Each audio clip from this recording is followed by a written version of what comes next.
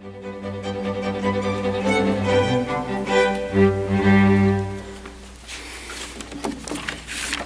name is Peter Eisenman.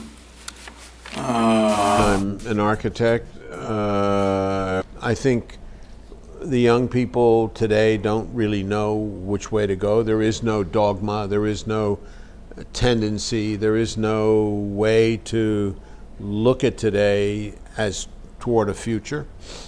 Because I don't think the politics and the economics of our societies know what to do. This guy, Peter Eisenman. Few facts. Theoretician of architecture starting in the 60s. Was believed to think outside traditional parameters. Concerned with the conceptual form of buildings represented through diagrams rather than through actual construction. Derived his concepts from philosophy and linguistics, specifically Friedrich Nietzsche, Jacques Derrida, and the linguist Noam Chomsky. Often classified as a postmodernist, deconstructivist, and post-structuralist. In the late 60s, he began designing a series of numbered houses throughout the East Coast. Quite a disaster, honestly. House 1, built in Princeton, New Jersey, part of an addition to the primary residency of the clients. Soon after the death of the clients, new ownership found use for it as a massage parlor. House 2, built in Hardwick, Vermont, bit of a disaster. Essentially, the clients left for a year to California. They left Eisenman fully in charge, and upon their return, they were so unimpressed that they fired him and hired a new designer. They tried selling it for many years, leaving it to fall into disrepair. House 6, in Cornwall, Connecticut, the epitome of dumb theory. Some columns play no structural role, such as columns in the kitchen hovering over the kitchen table, a cluster of support, a window slit separating a bed intended for a couple.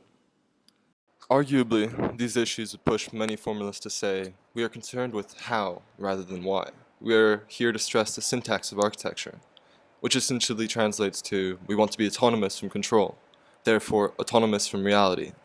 We want to do things to buildings to push the boundaries of how you define a building.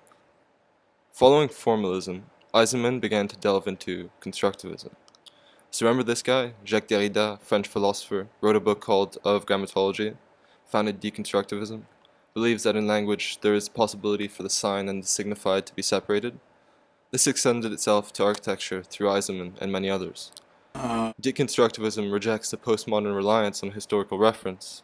Herein lies the difference between deconstructivism and formalism.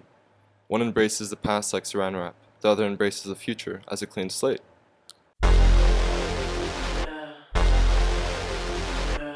Deconstructivism tends to detach itself from modernism's contingent rules. Form following function, purity of form, truth in material.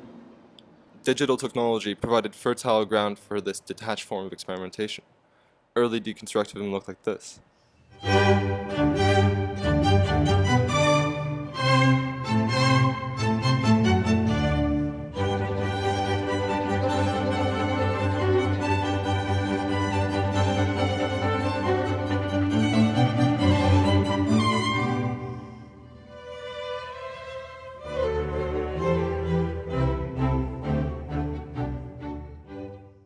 But it is important to be reminded that deconstructivism emerged as a result of a desire for the present to distinguish itself from the past.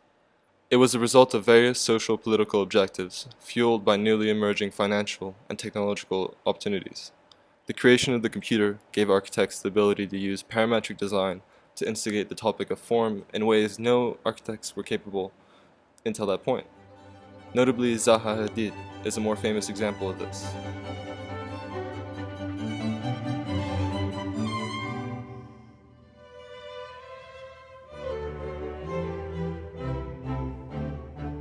So is Frank Gehry.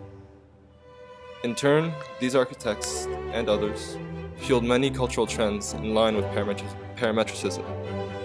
That is where we stand today. With the liberty technology has given to form, we now have to, and have had to in the past, ask ourselves the question of why? Not how, because how is already a given, but why, because the solution you are asked for is never the solution that is correct. Because without why, architecture loses its need for autonomy. Architects don't solve problems and therefore are not helpful to society. What architects should be doing is helping to define and develop their own discipline. Of course, Eisenman would say this. We believe that we are meant to solve problems that were never originally considered. If humanity is to be better through architecture, then it should not consider form as the problem, but rather it should utilize form as part of the solution.